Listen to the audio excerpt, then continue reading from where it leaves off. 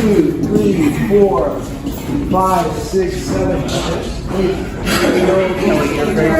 9. Okay, and you are not a process server, correct? No. Okay. And are both copies or?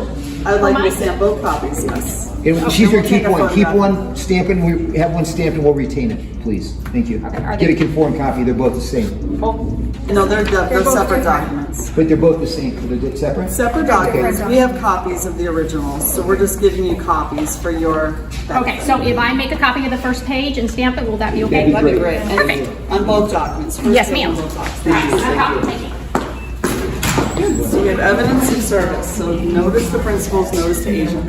Notice to agent is notice to principal. You can't talk about I it. know you're personally liable. You got to go Switzerland. You'll be served next week or next time. Once you guys are Everyone served and you standing have here to is be put on personally notice of liable. what's going on, then you need to make a hard decision. You have to make the hard decision. You know, my dad was a deputy sheriff, and it ruined our family. The police academy is a 6-month training program. It's an MK Ultra extension program, and you guys are taught to not ask questions and to just follow orders, and that's not okay. We can't have that kind of world anymore. So, You have guns turned on its own people. The Constitution.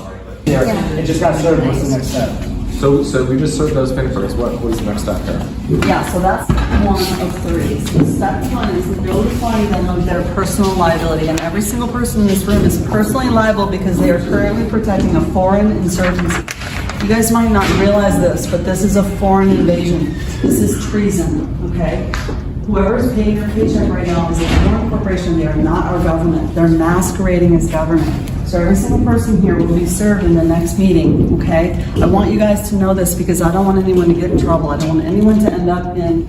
Buckle up, guys. Today we're going to watch how a routine government office visit turns into the opening scene of pure sovereign citizen chaos. What starts as a casual intro quickly sets the tone for a spectacle built on confidence without competence. The narrator frames the location, the characters, and the absurdity perfectly, giving us just enough context before the real confrontation begins. This is the calm before the storm, where satire meets reality, and you can already sense that logic is about to take a backseat. They also working for a corporation. They're all working for a corporation. Every person here who has guns pointed against we the people is an act of foreign insurrection. Because none of these people have ever signed an oath of office to us. They are not legitimate. And if you guys want to look at the paper that we sent here today, we went ahead and we did a forensics report on all the people that are currently signing oaths of office. They've never signed an oath of office to us. They've signed an oath of office to a foreign corporation. Okay, so this is an act of war. We have people coming over our borders. We are not safe here. They are not putting out a public broadcast to notify everyone of the dangers of the vaccines. We have informed them of all this information now, so now they can write their action. We're walking in sacred honor. Yes,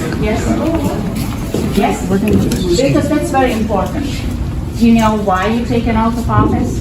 Ma'am, we're not here to answer any questions. We're just here to preserve the peace. Well, We're putting you on notice. You work for the sheriff's department, correct? Yes. Do you know what the position of sheriff is? We know it well, ma'am. Well, could you answer that question? I'm not here to answer any questions, and neither are my Well, deputies. if you took an oath We're here to of... preserve the peace, and that's it. Right, okay, so if you took an oath of office, it's because you took that oath of office to a constitution. And the reason the constitution was put in place is to protect the people's rights, okay? That's a contract with the people, that you will protect the people from any foreign or domestic enemies, okay? That's why you took the oath of office, which is so critical. It's a sacred document which makes America a very special country. I come originally from a different country, okay? I experienced communism. And it's very important for you to know that when you take that oath of office, that I swear, right, who you are swearing to, that you are actually swearing to the people, not some politicians, okay, that are using you Or the banks. to actually The banks. violate the people's rights. So it's very important that you take it to your heart. Because when you go back home, you want to protect America, correct? You don't want America to become another communist country. Venezuela, I come from Czechoslovakia. I can tell you all about communism, okay?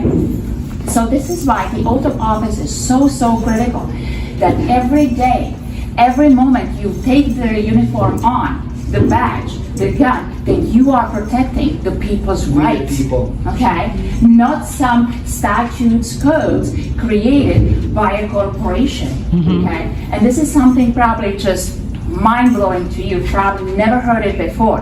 But when you go home today, or when you go to your desk, please look up 28 USC. USC stands for United States Code, section 3002, paragraph 15A. You know what that will tell you? Is that United States is a federal corporation. All right, guys, this is where things immediately go off the rails.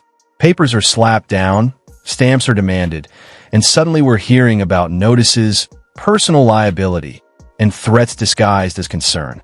The officials remain calm while the speaker escalates into accusations of treason and mind control, showing how confidently misinformation can be delivered. This moment captures the classic sovereign tactic: overwhelm the room with words and hope authority folds under pressure. You work for the United States, correct? Right? How can United States be a corporation?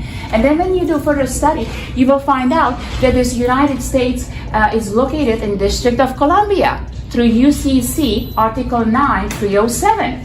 Well, are we in District of Columbia right now? No. So, For the record. if we are not in District of Columbia, where are we? Well, I know that I am on the land of Arizona, right? Arizona State, a republic, the constitutional republic that was created for us, the people.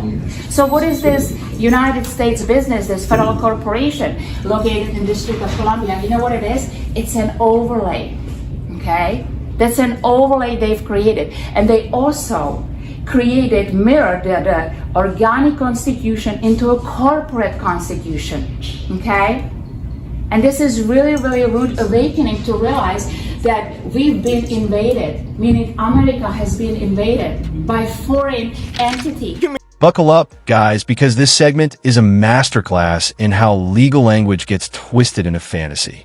We hear passionate speeches about oaths of office, foreign corporations, and constitutional duty, all delivered with absolute certainty.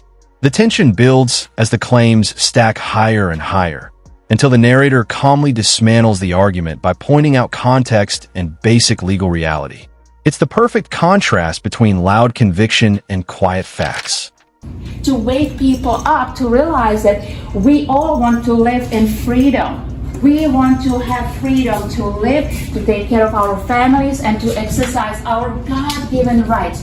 We don't need another man to give us some permission to buy a land and to raise our children and create a happy life. That's what I came to America for, but it seems like it doesn't exist here anymore. And it's very important that you take it to your heart and really decide, who do you want to serve?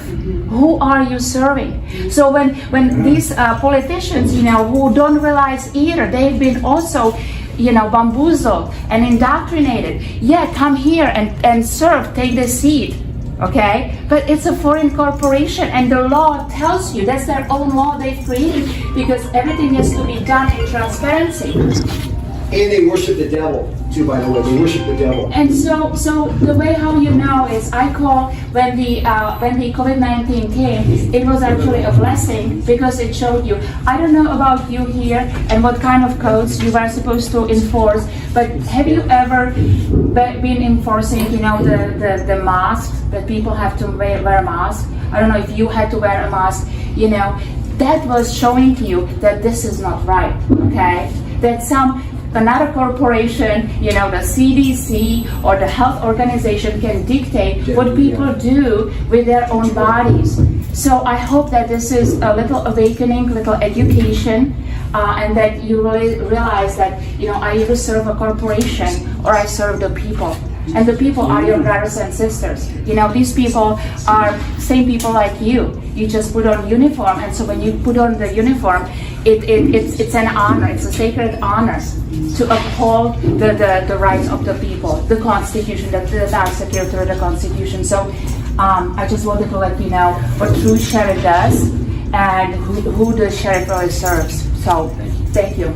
There's something really important that Mickey's got to say, because you guys are going to be getting this document pretty soon. You're going to have to make, you're going to have to make a decision. Well, unfortunately, we've done a forensics report, you guys, and the people that you're currently collecting a paycheck from, currently at this point in time, are asking you to commit acts of treason by protecting a foreign insurgency.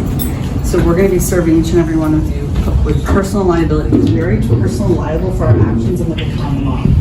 So personally, you guys are each liable for probably around $200,000 to $500,000 per person that serves you a document. And we're just giving you an opportunity to cure, okay? So we'll give you an eight days to either basically resign and come work for us, come work for the de jure, because I have a feeling you probably signed an oath of office thinking you were signing an oath of office to the original republic for which our fathers stand, our forefathers stand. And one nation, under God, Constitution. We would love to have you come work. All right, guys, now the conspiracy fully blossoms.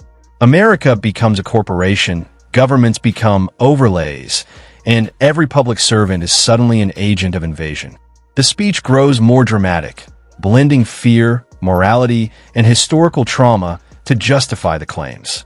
This is where belief replaces evidence entirely, and the audience gets a clear look at how emotional storytelling is used to sell ideas that collapse under even minimal scrutiny. The value of your gold and silver that you're We can check the spot price right now online. It's very easy. It's in between $25 and $35 right now. Real money. Real money. Real money. That's what we deal in.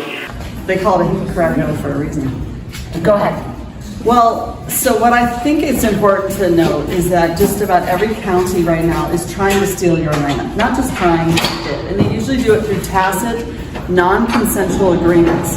So when you signed or you registered to vote here, when you signed a marriage certificate, when you signed your children into the hospital, when you signed their birth certificate, when you signed your driver's license, all of these things are scams to not only steal everything that you own, your entire estate, your children, and your land. Now, the way that they've actually stolen the land is quite fascinating. They just created an overlay of zip codes, then they claim them. But the thing about it is they can't claim your land. Land can only be passed from one sovereign to the next. It cannot be passed to a foreign corporation. So what they're doing is they're claiming your land because you haven't, and that way when you die, they can take it from your heirs. So that's why we need to get a little smarter about operating in the private, setting up our own private trust, and claiming our land. It's like far and away. All you need is a bunch of little, white flags and some posts so you can get your meets and bounds, and then you can claim your land, and therefore you can then pass it on to your heirs. So one of the things we're doing immediately for operational restoration is we're setting up a PMA, a social compact, where we're providing refuge for people that want to come back and get their land back from the county. We're talking 4.5 million people in Maricopa County, of which they have every single person, this right here, this Maricopa County Assessor's Office. Which means no one's here working. No one's even here working. Today's They've March already stolen your land, and they're just banking on the fact that you're going to die and not running around in the So if I may, the way how it's done. So you have a land, you have a physical land that can be only described in physical meets and bounds. And when you go to purchase a property, let's actually wait for the gentleman to hear this too, because this is very important. I'm hoping that all the security is not God forbid they have They're there. So, so when you go to purchase a property, you have a realtor, right? And they show you the actual land. They show you the front yard, they show you the backyard, they show you the house. You walk through the house, right? You love the barbecue and say, yeah, I want this house. Okay, then they shove you through this escrow process. And in that moment, what they've done, they taken the description of the land and they took you into a fiction. Okay, and the way how they do it, as Mickey was saying, through the assessor. So when our country was invaded, they created this federal territory overlay on top of the land. So the actual land is described in the meets and bounds, which is done through the surveyors, licensed surveyors map. So you have one map that's describing the actual land in the meets and bounds. It basically tells you from this pipe to this pipe, there is so much, feet, then you have to go at that degree to the next pipe, and that's how you describe the Legal actual description. No, lawful description. There's The a meets and bounds difference. legal. That's a lawful Legal description. description. The legal description is that when they take it at the end of escrow into the fiction, and that's the assessor's map.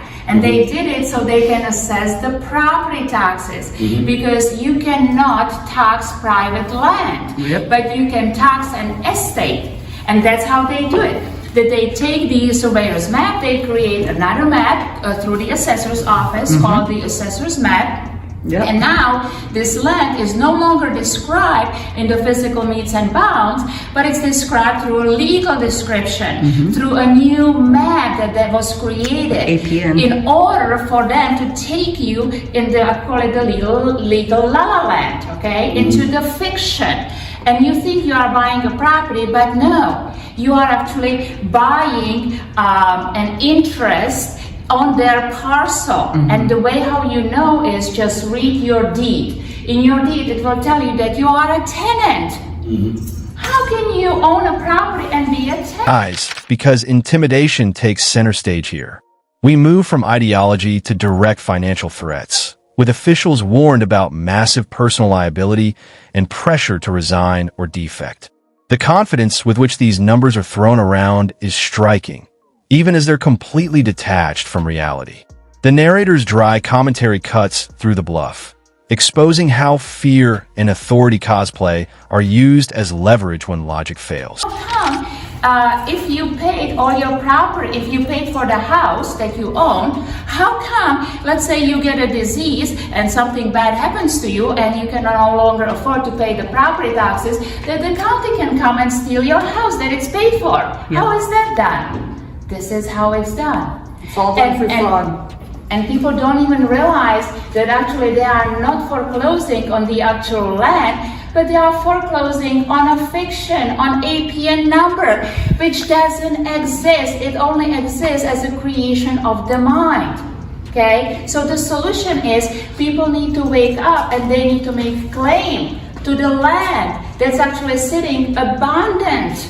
It's abundant. It's abundant. It's abundant. This is how you win every war, is the land. They knew that. They knew they had to con us out of our land and keep us poor generation to generation to generation, so that they could basically just steal our country. Enslave us. We're slaves. We are slaves, and we are all slaves. The word mortgage comes from the root word mort, which is mortician, and gauge, which is wish. So a mortgage is a 30-year sentence with interest. It's a death pledge. It's a death pledge. A mortgage is a death pledge. All right, guys, this is the longest and most revealing stretch of the entire encounter. Land patents, assessor maps, fake ownership theories, and wordplay about mortgages all blend into one sprawling narrative. The speaker sounds convincing to the untrained ear, but every claim relies on misunderstanding basic property law. As the monologue drags on, it becomes clear this isn't about law at all. It's about constructing an alternate reality where losing is impossible.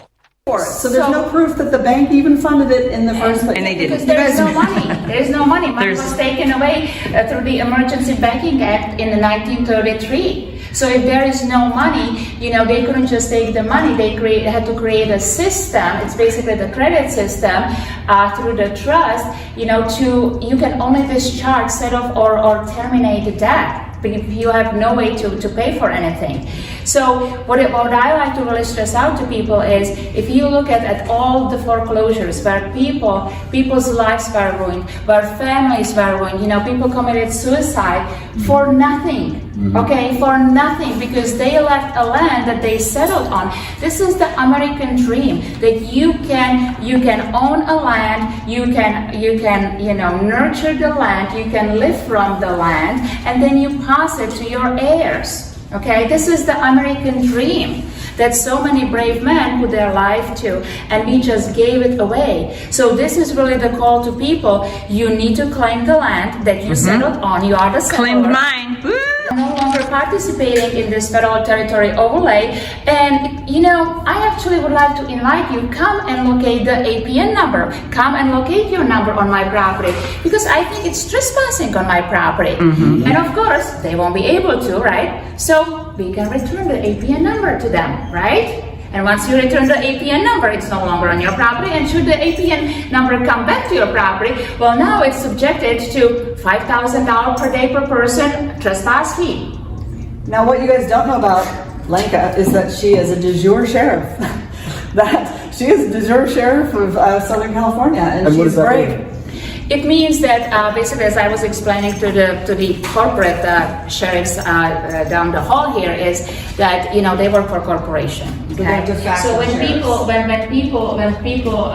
unslave from the corporation and they claim their rights and who they are, we call it the corrective status that you are one of the people. Which is the authority. Well, then you can appoint and elect your own sheriffs of the people, right? So that's the de jure sheriff, of the people, for the people, by the people. And to me, it just happened because I guess when the scamdemic rolled in and moms and dads were being arrested for having to wear muzzles to feed their families, no one was standing up for them. And so I was basically teaching people how to exercise your right, how to actually have your public servants to serve you, not the other way around. And so that's how I took. Can you imagine if every de jure sheriff acted the same? Buckle up, guys, because the finale delivers peak absurdity. We get self-declared sheriffs, expired badges, empty offices, and a chaotic exit that perfectly summarizes everything we just witnessed. The narrator wraps it all up with sharp humor, reminding us that confidence without accountability leads nowhere. If you enjoyed breaking this down with me, make sure to like the video, subscribe to the channel, and we'll see you in the next video. Authority to anyone who hasn't signed an oath of office to us. When you sign an oath of office to us and you're working for us, it is night and day. It's night and day. And I can actually show anyone my oath of office, that's legitimate, and it's an honor to have it, and I'm just here to serve. I don't get paid. So this is all volunteering because I love freedom and I love America, and that's what I give. Is that California We don't have Republic? freedom, we don't have California Republic, that's correct. Yeah, California Republic, which once again, all these seats are sitting vacant, okay? And people just have to populate these offices, turn the light on, and start self-governing. So let's simplify that. You have two governments. You have a de facto and a de jure. The de jure will never fail because it's set up by the forefathers, okay? De jure is a republic. It will never fail for lack of a trustee. We just have to seat it. Guys, stop watching the fake, phony, false, fake news, fake government, fake everything, and start watching the real stuff. This is the real news. This is what real de jure sheriffs do, okay? Yes. They work for us. On top of that, I have the land patent for almost all of Maricopa County, as in we pulled the patent, and now everyone can follow the process procedure to simply claim your land and pass it down to your heirs. Yeah. So this really is the start of a new. We're out with the old guard and in with the new. Now, about time. Yeah, Thanks, yeah. you guys. Thank you so much. Woo! By the way, KPN, assessor's parcel number. Assessor's parcel fiction, which is fiction. It's not Jim's parcel number, it's not Linda's parcel number, it's their parcel number. So crazy. Empty. I have my oath of office. I have my expired badge. I need to get the new badge. Cool. I met you at I've seen you a couple times. I think the first thing was when I got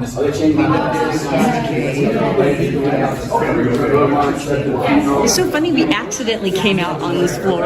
I know. It was such a great office to see there's nobody in there. What is going on? Yeah, now I've been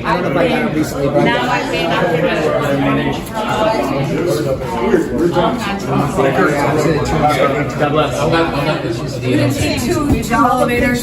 Can you guys go in another Go one? in elevators so they don't get stuck this time. These guys want to go over their families.